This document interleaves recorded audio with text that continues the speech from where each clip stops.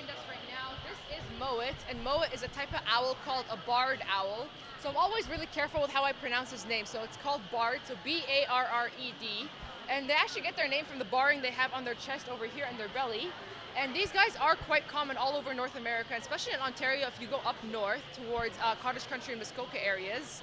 And with these guys, they blend in really well with their environments. But if you actually listen for their call, they have a really unique sounding call that sounds like they're saying, "Who cooks for you? Who cooks for you all?" So that's how you definitely know that there's a barred owl in your backyard or in the forest areas. So a couple of really cool things about Moet over here is actually how he hunts. So Moet has super soft wings and feathers. So if everyone wants to go around and just pass this around and feel it, you can see how soft that is. And that actually helps owls when they're hunting to stay nice and quiet. So when they go down onto their prey, the prey doesn't hear them coming and they can easily grab themselves a meal. So another cool thing that owls have when they're hunting is actually where their ears are located. So everyone's ears are located on the same side. So where are your ears? There you go, you put it to the same side, here and here. Moet's ears are, one is higher up and one is lower down.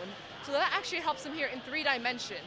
So if he was to hear a bird rustling in the treetops or like there's grasses below, there's a mouse running by, he'll pinpoint the exact location of where that mouse is and he's able to fly down and get himself a super quick snack. And lastly, it's actually about his eyesight. So a lot of people wonder, how come Moet's out during the day? Can he still see? But he actually can still see really well. He can still see better than any of us can, even though it's the daytime right now. Now I got a quick question for you guys. Who here thinks Moet is wise and very smart? Oh yeah, I know, a lot of hands go up here. So unfortunately, as much as I love Moet over here, and he's a great species ambassador working for us, he's actually really, really dumb. I know, I'm not trying to be mean to Moet here, but if everyone has a look at the skull in my hand here, if you take a look, the first thing you notice about owls is actually how big their eyes are. So Moet's eyes actually take up about 2/3 of the space in their skull, which only leaves 1/3 for his brain. So he's not very smart, but he doesn't have to be. He doesn't need to solve puzzles in the wild. He can be great at his instincts and to hunt, and that's how he's able to survive. So if you were to have eyes the same size as Moet's, or you were to have eyes the same proportions, you would have grapefruits in your head. It's like giant grapefruit eyes there. So one last thing, since we're on the topic of myths here, so Moet, we've already said that he's not very smart. Who here thinks Moet can turn his head all the way around? Also a big one.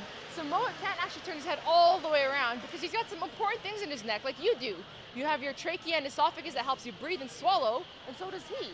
So if Moet was to turn his head all the way around, they would get pinched off. So he can actually turn his head 3/4 of the way, or 270 degrees, which is still way more than any of you can turn. So it's like you look to your right shoulder, and then look to your back, and then look to your left shoulder, and do it in both directions. And they actually do this to help keep their feathers in pristine condition. So they actually can reach the back of their tail and keep their feathers clean by preening them using their beaks because they don't have any hands to do that with. And if you take a look, it's not only Moet that can do this. All birds will actually have the ability to turn their heads all the way around.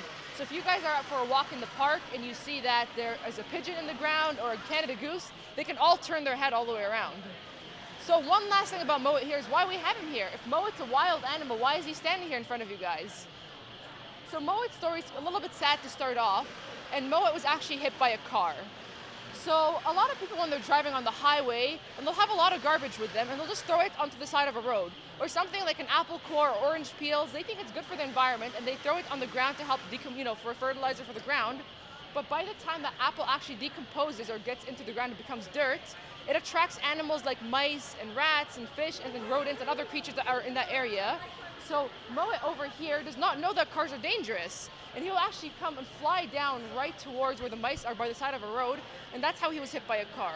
So he has a wing injury along with some vision loss in one of his eyes and some brain trauma, but because of this, he can't go back out into the wild, and even though it doesn't hurt him anymore, he's actually all healed up. He's just not a strong enough flyer to survive on his own.